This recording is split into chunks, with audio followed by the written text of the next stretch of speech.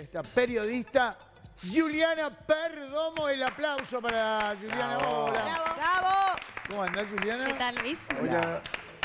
¿Qué tal? ¿Cómo ¿Qué te tal? va? Un gusto. Hola. Gracias por ¿Qué tal? venir. ¿Cómo estás, Juliana? ¿Un gusto? Bienvenida. Encantada, un gusto, Encantada. bienvenida. Muy bien, adelante. Permiso. Bueno, gracias, Juliana. No, gracias a ustedes por la invitación. Muy bien. Juliana, ¿volviste a la radio? Sí, hace 2 semanas comencé de a poco, medio horario y algunos días para ir adaptándome y de a poco volver, para que no sea todo de golpe. Ajá, pero por un tema de cansancio. Sí, también porque como que me estoy reincorporando a la rutina, pero también porque quieren cuidarme más del tema del estrés, Ajá. que no sea todo de golpe el reintegro, que no sean tantas horas laborales, pero te digo que estoy bárbara, incluso con ganas de hacer más días y todo, Bueno, de a poco. de a poco, De a sí. poco, está bueno de a poco. Juliana, ¿cómo comenzó todo esto? Bueno, comienza en Vos- octubre de perdón, vos sos 2020. muy joven. Sí, Muy jovencita. 27 años. 27 años. ¿Y esto fue hace? 2 años prácticamente. Comenzó hace 2 años. Sí, en octubre de 2020. Ajá. En realidad venía arrastrando la enfermedad, pero me diagnosticaban por lumbalgia, también muchas veces por estrés, y no daban con lo que tenía. Pero tú, ¿cuáles eran los síntomas que tenías? En realidad tenía muchos dolores óseos, me venían como empujes y me quedaba sin caminar. Prácticamente en mi casa tenían que ayudarme a trasladar para ducharme y demás, y no podía ir a trabajar, por supuesto. Tenía que a veces certificarme incluso un mes entero porque no podía. Pero durante todo ese mes, por ejemplo, ¿seguían haciéndote estudios? Sí, me estaban haciendo estudios, pero era lo que te decía, que me diagnosticaban por lumbalgia. Vi a varios traumatólogos incluso y me habían hecho resonancia porque pensaban que era un tema de la columna, pero no. Al final, la última resonancia que me hicieron completa, que fue gracias a una reumatóloga, ahí dio que hacía microinfartos óseos y eso derivó a otros estudios más específicos y fue donde me detecta la leucemia. Leucemia. ¿Y Sí. la leucemia te provocaba microinfartos óseos? Sí, y tenía muchos dolores, incluso ya prácticamente venía día por medio la leucemia a mi casa a inyectarme y no había nada que me Que te calmara el calmara. dolor. Sí, porque la verdad que pasaba madrugadas sin dormir, incluso, bueno, también era bravo para mi familia, que tenía que cuidarme, porque no podía moverme sola en casa. Y bueno, empecé a preocuparme bastante, porque no podía entender que a mi edad me estuviera pasando eso. Y bueno, después los estudios dieron más completos que tenía la leucemia combinada, porque tengo de la mieloide, tuve de la mieloide y la linfoblástica, y también era aguda, o sea, todo un combo. Si Y me a- esperaba poco, Sí, sí. el doble. O sea que, a ver, vos recurriste enseguida al médico. El tema es que no encontraban Claro, no encontraban incluso lo que era realmente, estaba lo que me estaba pasando. Sí, estuve muchas veces en la puerta de emergencia, después, bueno, vi a varios especialistas, pero no daban realmente con lo que tenía. Y bueno, y me tuvieron que dar la internación de urgencia por parte de UCM, la última vez que me vieron en mi casa. Y bueno, y allí me hicieron más estudios en la emergencia del SMI y bueno, ahí ya me derivaron al primer piso de hematología. ¿Y ahí te quedaste? Y ahí me quedé 3 meses. ¿Tres Los meses? Sí, los primeros 3 meses de internación. Después fue Cuando vos- complicado por la pandemia también. A eso iba, porque vos me acabas de decirlo, fue la última vez que te vieron, Sí. porque después no podían ni siquiera visitarte. No podía tener visitas, solo podía tener un acompañante, que decidí que fuera mi madre durante toda la internación. Y también ella no podía estar saliendo y entrando porque se tenía que costear los hisopados y demás. Y siempre tenía que estar con una persona al lado, por supuesto que tenía el cuidado médico y de todos los enfermeras y funcionarios, pero en realidad fue difícil porque si bien es bastante estricto el protocolo ya de por sí con este tipo de pacientes, imagínate con la Con pandemia. Sí, es mucho más. es mucho más. Después me fui para mi casa 6 meses prácticamente a esperar el trasplante Ajá. y después tuve otra internación para el trasplante que fue en el Hospital Maciel Tú te hiciste trasplante de médula. de médula, sí. Se cumplieron los plazos donde uno puede detectar o no si sos compatible Sí, exacto. Primero habían estudiado a mi hermano, que era la primera posibilidad, y tengo uno solo, y en realidad no era compatible. Y bueno, y ahí se encendió la alarma de qué hacer. Y solo tenía un potencial donante a nivel internacional, pero no llegaba en tiempo y Un forma. potencial a nivel internacional. Uno solo. Había un donante. Sí, un donante solo. O sea, no llegaba, Y- o sea, cuando vos decís no llegaba a tiempo, es que vos estabas muy grave. Sí, pero en realidad que venían ilusionando las quimioterapias porque me las hicieron en tiempo y forma, aunque tuve algunos retrasos porque en el camino se me fueron presentando pequeñas cosas que no me las esperaba. Ellos me habían dado un cronograma de quimioterapia de algo más de 1 mes y medio y terminé estando internada 3 meses. Y bueno, después lo que pasaba con el trasplante era que había que hacerlo de forma urgente, digamos, porque la enfermedad había entrado en remisión y no se podía esperar a que volviera. Obvio. Entonces ¿Y entonces? empezaron a buscar qué se podía hacer y volvieron a estudiar más a fondo mi hermano y resultó que podíamos hacer un trasplante haploidéntico, 50% compatible, y bueno, tenía sus riesgos por supuesto, pero había que correrlos. Ahí sí. Y lo hicimos. Y hoy, por suerte, que está todo bien, ya van 3 estudios específicos de las células y llegamos al 100% de compatibilidad. Buenísimo, muy bien. Sí. ¿Qué pasaba cuando a uno le diagnosticas cáncer?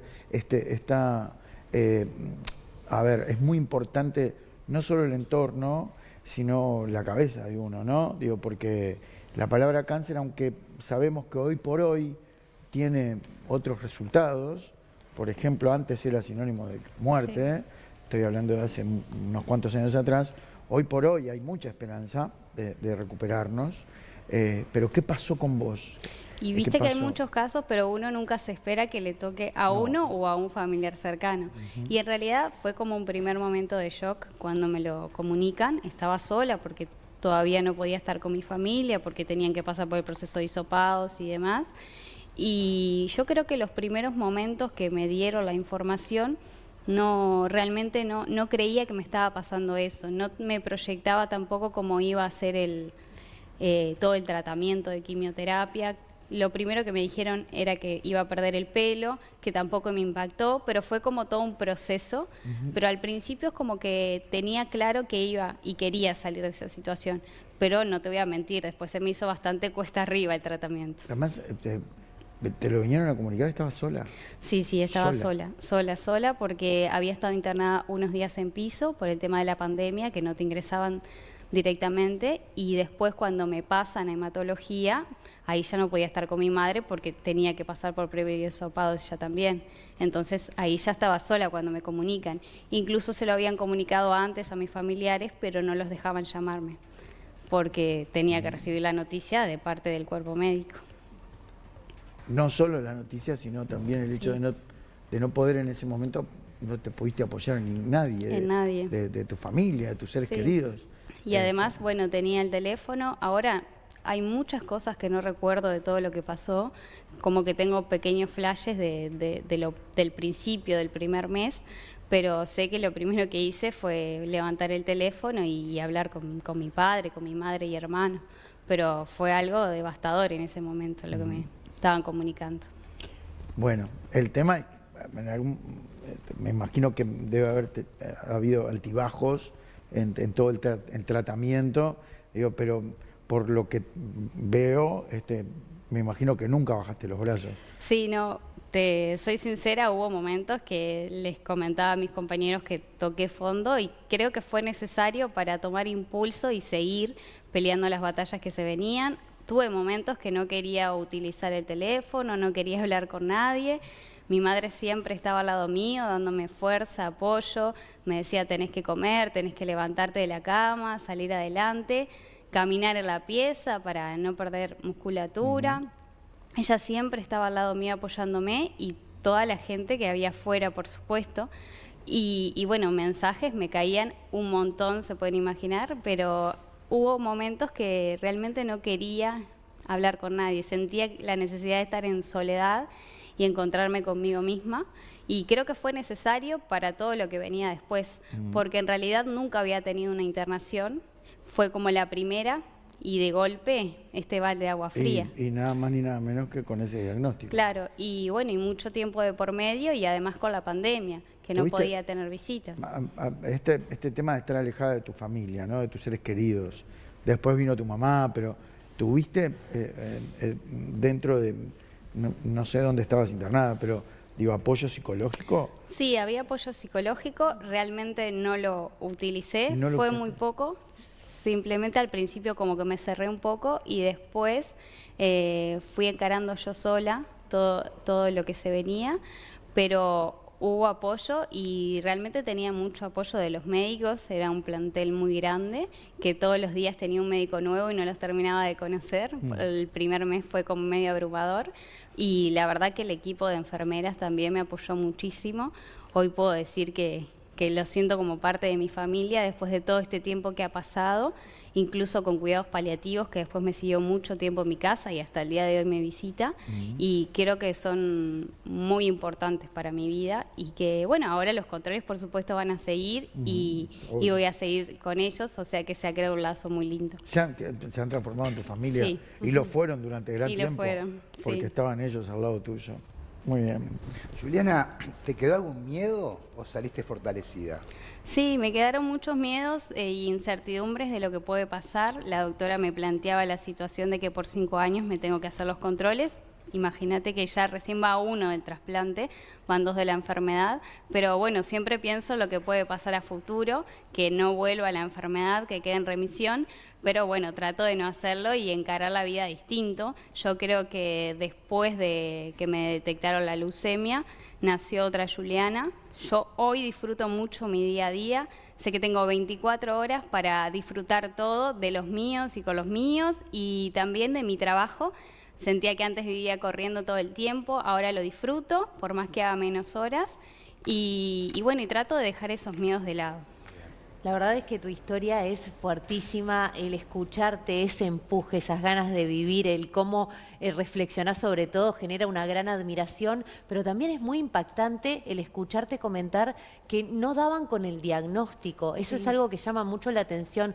¿Tenías alguna clase de antecedente? Viste que muchas veces la Sí. parte de cáncer en la familia, ¿tenían algún antecedente como para agarrarse? No había antecedentes y eso era lo que llamaba la atención. Claro. Y además los dolores óseos, porque en realidad la leucemia tiene otro tipo de síntomas, Ajá. pero en este caso solo eran los dolores óseos y no estaba delgada, estaba bien en forma, yo hacía deporte además, hacía danza y me alimentaba bien y era solo el tema óseo y supongo por eso que no te daban siempre otros recurría. valores. Claro, siempre recurría al traumatólogo. Después fui a ver un internista porque ahí hubo un tiempo que me bajaron los valores. Después, como me volvieron a repuntar, como que quedó todo en la nada, Claro. porque además le pasa a uno que saca fecha, lo ven y después lo vuelven a ver al tiempo. Entonces, cuando me volvieron a ver ya estaba bastante mejor, digamos, y incluso me habían mandado a ver una hematóloga que después terminó siendo mi doctora y en ese momento ella me encontró bien.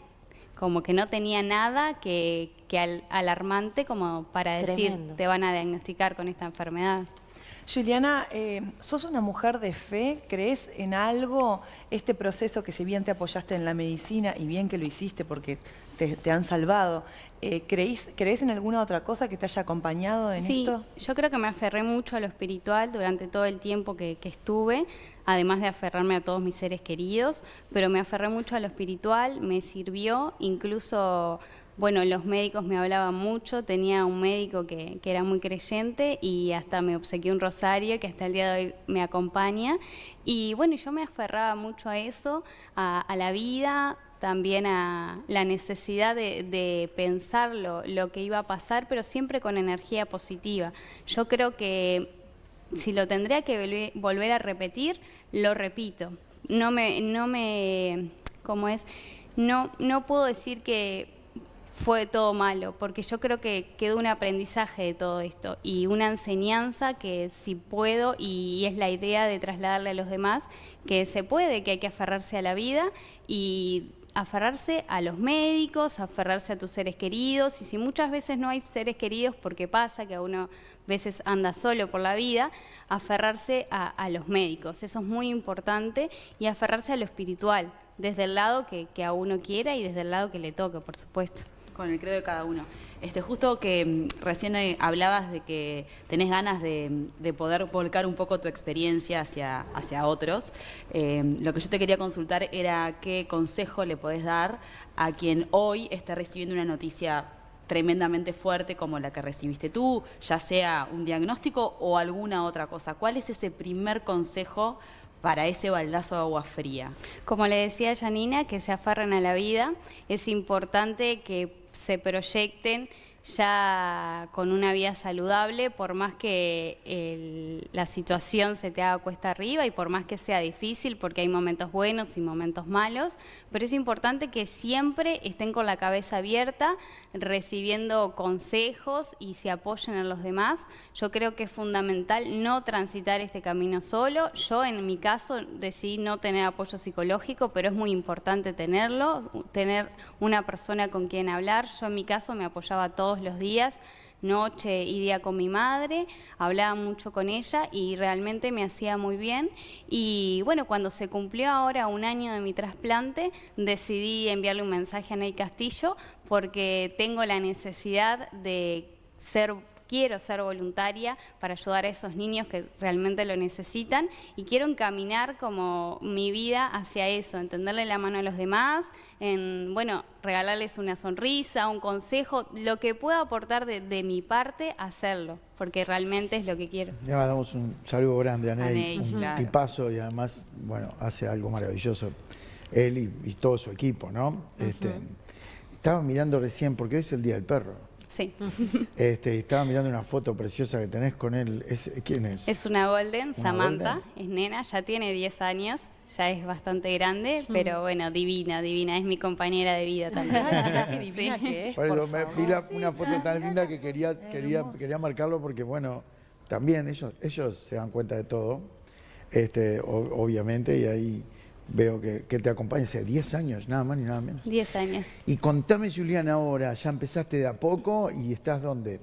Empecé de a poco, estoy en Radio Universal Ahí desde estamos. hace 5 años. Muy bien. Y bueno, y con ganas de más. Por eso, ¿volviste? Volví a la radio, sí, la a la verdad que radio. tuve un apoyo impresionante de todo el equipo de la radio, desde administración, las autoridades, el equipo de fútbol, de prensa, todos. No hubo uno que un día no me escribiera, que faltara un mensaje, una llamada, porque uno siempre piensa que al principio de la enfermedad es lógico que todo el mundo esté arriba de uno, por un tema de cariño, afecto, pero que después con el tiempo y que se hace largo todo el tratamiento, que las personas, bueno, se olviden o se alejen un poco, pero no fue mi caso, siempre me acompañaron para todo, incluso siempre me hacían llegar muchos obsequios, que la verdad que me alegraban muchísimo los días allá en el sanatorio, y siempre les decía a todos que cada cartita, cada mensajito me lo colgaba a la habitación como para tenerlo presente y cada vez que me acostaba los leía y cuando me levantaba hacía lo mismo porque a veces no tenía ganas de utilizar el celular y estaba un poco alejada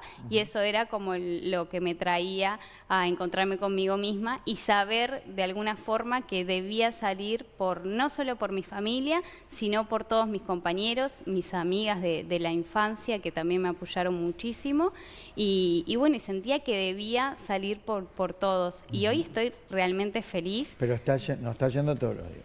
No voy todos los días, voy martes, miércoles y jueves, Bien. porque el resto de los días me hago los controles. Y bueno, tuve una bienvenida súper cálida, súper linda. Extrañaba mucho eso de los abrazos, que no me lo había podido dar hace mucho tiempo. Tuve unas visitas sorpresas que hice hace algunos meses a la radio que no se las esperaban.